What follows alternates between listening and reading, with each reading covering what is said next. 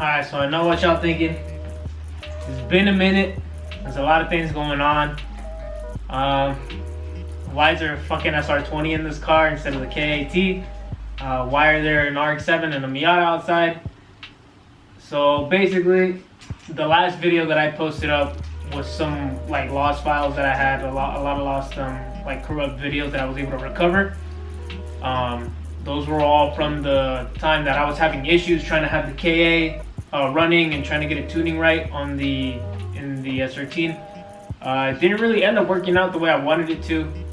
We kept trying to figure out everything that was going on with the tune and everything. I was working with my tuner. I mean, the tune seemed to be okay. We just kept having issues with one was starting. The car wouldn't start properly every single time. I did replace the injectors, which seemed to solve the issue, but I also had another issue with every time I would turn the key, in a massive amount of release of pressure, like I'm guessing from the fuel pump sending fuel pressure to the injectors, would be like released into atmosphere basically from my intake manifold. So I'm not sure if it was like a leak in the intake manifold or what was going on, but I just ended up kind of skipping over that and kept trying to figure out everything in the tune itself. I did take it out a few times. I took it out maybe like 3-4 times to try to street tune it and everything. I street tuned it, I believe it was on the third time I took it out to get logs and sent to my tuner. I was driving it for a cool amount of time. That was before like a lot of the hiccups really starting to go on. But I was driving it for a really good, like, long period of time, probably like 30 minutes to an hour, because I was so stoked and I was driving it everywhere basically. And while I was driving it down the street and I'm going from a stop, I'm just, shifting normally. I'm not gassing it or nothing, and I'm coming from second to third. As soon as I put it into third, I hear a loud pop out of the exhaust. I just hear bah! Like as if a backfire, right? So immediately I thought, I was like, okay, that's fucking weird, right? Because it never did that before anything prior. We didn't change anything in the tune to do that at that moment. And I thought for a split second, I was like, oh, maybe the exhaust got hot enough for it to start doing pops, right? But that was not the case. I kept driving it. That was not the case. I kept driving it, and as I start letting off of the gas, as I'm just trying to drive, it keeps popping.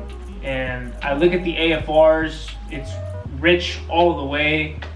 But the AFRs prior to that were good. They were at a state, I believe it was like 14, 15 AFR. And we were still working on everything. So, it was just kind of like the basics. It wasn't nothing crazy that we were changing. It was just, we were still tuning it. It was the third time taking it out. And I heard that pop. I was like, oh shit. I didn't see any smoke initially out of the exhaust. And I tried to drive it home. I kind of like pedaled it back home.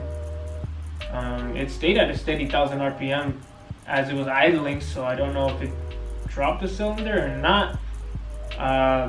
But as I'm driving it home, it sounds like a fucking boxer engine. AFRs are just all the way rich, and I'm kind of struggling to take it home. So I take it home, I check the plugs and everything. The plugs are fried, and I believe I blew a valve, not a valve, I believe I blew a valve seal. So I think that pop was just the valve seal. As I was getting home, it was chugging smoke, white smoke. So I thought it was initially a head gasket. I took off the head, replaced the head gasket. The head gasket was fine. It didn't blow. And I really don't know to this day what's going on with the KA. I'm just gonna rebuild it, which is why initially I have an SR in here. And crazy how that came up too as well. A boy of mine was actually gonna put this in the Z32 a long time ago. He never ended up putting it in his car, and I kind of hit him up, see if he still had it, and he gave me a great deal on it. So I just bought this, and that was before I pulled that. So initially I was just gonna rebuild this one and have this sit a little longer, but I thought to myself, man, I really want to drive the car. I bought the SR, and then I found a tranny clutch and everything a few days later, and I threw it in. A lot of stuff just bolted straight up. The only thing that I was missing was my radiator and a wiring harness. And my wiring harness and my radiator and everything are in. So that's why I'm making this video, to update you guys that this thing is hopefully going to turn over today. I haven't put in the harness yet. I'm still going to stay on my my standalone link, and I'm gonna see how it turns out. This should be just fine. I'm really crossing my fingers that everything is good on this engine. It's completely stock. I popped the valve cover. Everything looked good. I'll go ahead and show you guys as well. Alright, so this is the SR. It's an S14 notch top sr20. Completely stock. Haven't changed a single thing from the engine. I kind of just did the swap. And still using my fuel pressure regulator, you know, boost solenoid, stuff like that, since I'm still on the standalone. All of my piping still worked for my from my KAT setup, since it is technically like kind of a stock SR setup that was on the KA. And the only thing that I really had to do, since I was running a different intake manifold on the KA, was just kind of get a little bit of an extension here for the cold side, the intake side of the piping. But other than that, this swap super straightforward, super easy. Motor mounts are all the same, so I didn't even have to really buy new ones because I had them from the KA. And same thing as the tranny mount and everything, and you know, this thing's all set really to go. So we're gonna try and throw in the harness today and see how it goes. And then let me oh, by the way, I don't know if you guys noticed, I finally have a garage that fits my vehicle in it. It's actually a 2-car garage, but I kind of just wanted the 240 in here, and we moved into a new crib, so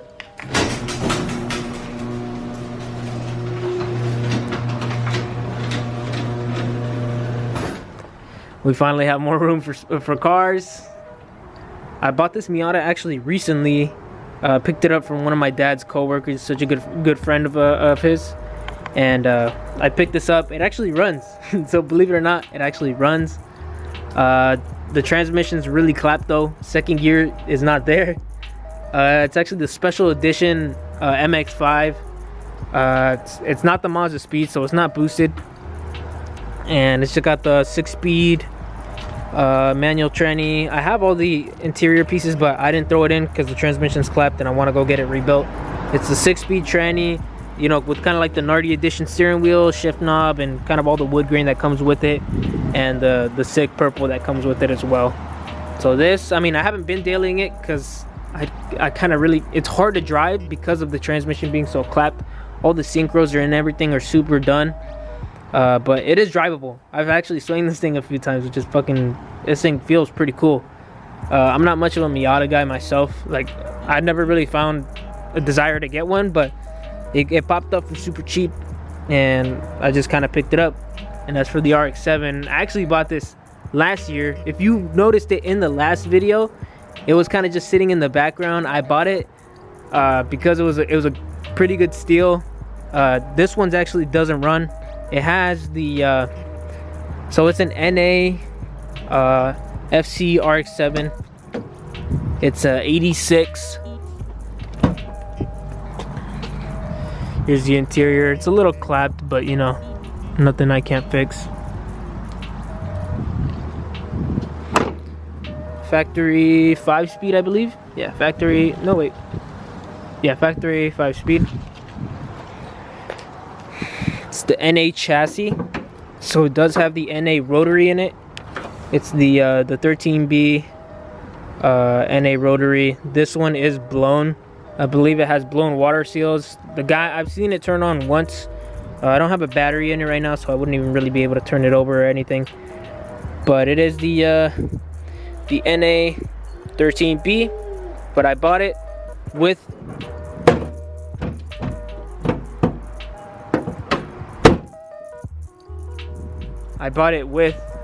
a Turbo 2 swap that came with it already rebuilt, apparently. I'm not sure if I really believe that, but if you can see, it's right here. It's actually super puny, which is just, you know, rotary things. It's the rebuilt Turbo 2, extra sr20, a bunch of just random parts from the KA and stuff. And let's see, where's the Turbo 2 turbo right there with the exhaust manifold and everything, and a shit ton of parts.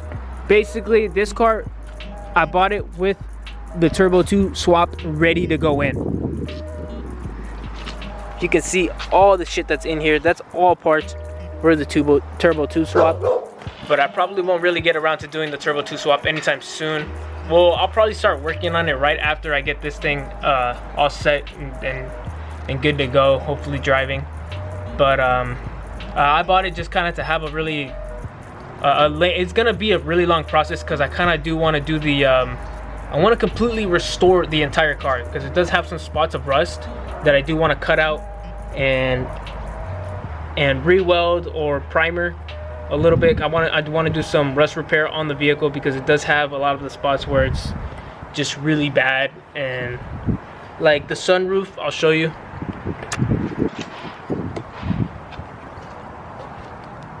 Under the paint, it looks like the sunroof is just kind of completely chalked. There is one spot under the car, basically where the spare tire is. It's kind of, yeah, it has a hole there.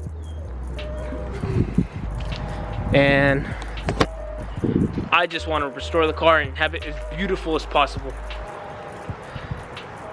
So this one's gonna be a lengthy project. We're gonna kind of take the chassis completely apart, interior ripped out, everything completely apart, and just really make this thing as beautiful as I can in my ability. So we're gonna paint it, we're gonna do everything here, just rip this completely good chassis apart, and you know, respray everything and do it right, you know what I mean? But yeah, I mean, we're gonna get to working on the 240 today, and I'm sure I'm forgetting a lot of things, but well, here, let me show you the KA. It's the KA. I already sold the intake manifold, I sold the exhaust manifold. It's basically just a long block right now with the tranny on the floor. But I am gonna tear this thing apart eventually. We'll see how well the SR holds up and everything with all the abuse that I'm probably gonna give it. But man, I'm super stoked, because I can't wait to see this thing drive, and I'll be able to enjoy it, hopefully, as much as I wanted to. But I'm gonna go ahead and start throwing in the wiring harness. And again, I did get another Wiring Specialties Pro Series harness for everything wired up to my Link ECU. You know, all the auxiliaries, paperwork, stuff like that. But it's gonna be a plug and play harness. So I'm gonna throw this in and then put a base map on it, and we'll see how this puppy runs. That's how you do it. Big ass flathead.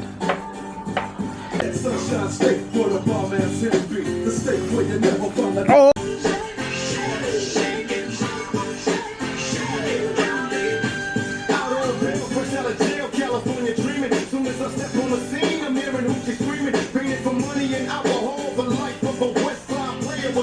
Hey, Brady. Shit looking magnificent.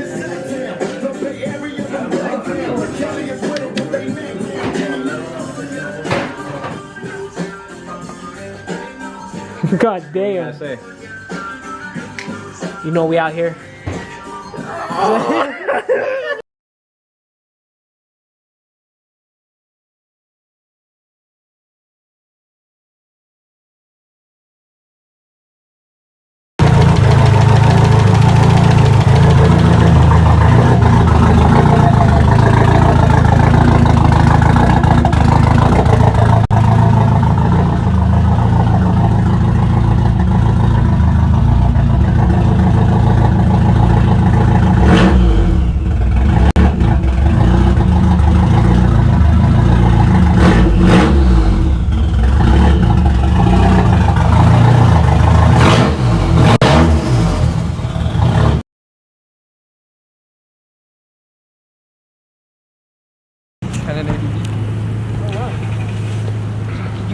sealed? Yeah, it's good. You recording right now? Yep. Welcome back, guys, to the channel. I know it's been a minute. We haven't really been doing, well, we've been doing a lot lately, but we haven't been recording a lot of it. So sr20 SUP is kind of done. Need to plug in a few sensors. Currently on a really good tune, suitable enough to like go swinging it everywhere and shit. But that's that. You're gonna see more clips later when we go back. I might hit a J turn here and there, but stay tuned.